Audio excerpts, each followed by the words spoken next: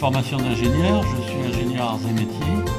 Et après cette école-là, j'ai fait un master en génie mécanique aux États-Unis, dans une université à le MIT à Boston. Quand je suis rentré, j'ai posé ma candidature à Saint-Gobain et à quelques autres boîtes, et j'ai choisi Saint-Gobain. Donc en fait, j'ai fait toute ma carrière chez Saint-Gobain jusqu'à ma retraite. Et j'ai été nommé responsable du service engineering, c'est-à-dire du service qui étudie et construit les usines nouvelles ou les transformations d'usines existantes. On dit la chance passe. Alors la chance passe et il faut savoir la saisir au bon moment. Ben, c'est ce qui m'est arrivé vraisemblablement. Là, j'ai vu dans un journal, Le Parisien pour ne pas le nommer, un petit article qui disait une association de poésie qui s'appelle les ADEX, ce qui veut dire les ateliers d'expression, à l'occasion du Printemps des Poètes 2002, qui est une manifestation nationale, hein, tous les ans il y a un Printemps des Poètes.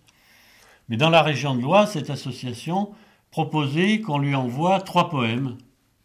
Ça m'a fait titre parce que je m'intéressais à la poésie depuis la classe de première.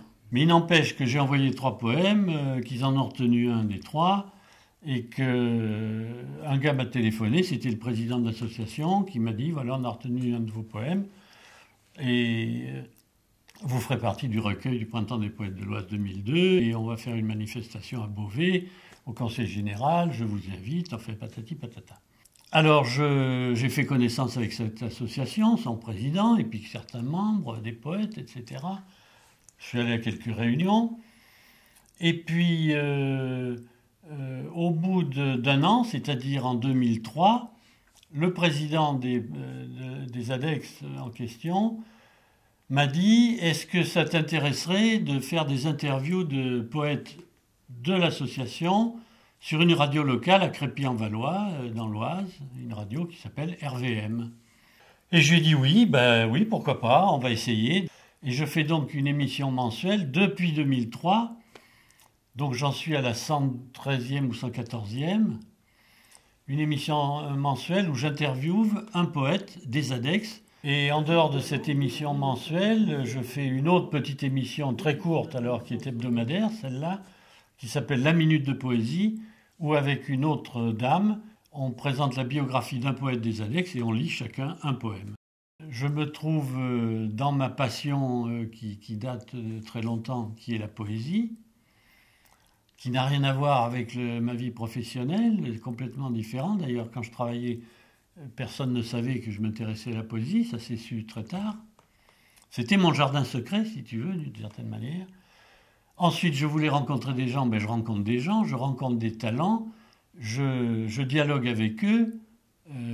Pour moi, c'est la panacée. Moi, j'aurais regretté de ne pas avoir de passion, tu vois, parce que je trouve que c'est un peu dommage de ne pas avoir de passion dans la vie. Alors, ça ne s'improvise pas forcément, on ne peut pas se forcer à avoir une passion. Mais les simples loisirs ne m'auraient pas suffi. Je trouve que ça n'aurait pas été assez enrichissant. Tu vois, l'enrichissement, pour moi, il vient de la rencontre avec les gens. Je reviens toujours au même point. Dans toute ma carrière professionnelle, j'ai aimé le contact avec les gens et rencontrer des gens et en plus rencontrer des talents, pour moi, c'est une richesse infinie. J'ai toujours eu la curiosité d'apprendre quelque chose. Il faut que j'apprenne quelque chose. Si je n'apprends rien, j'ai l'impression que je perds mon temps et que je perds ma vie. Je dis pour réussir sa vie, il faut apprendre des choses. Du début à la fin.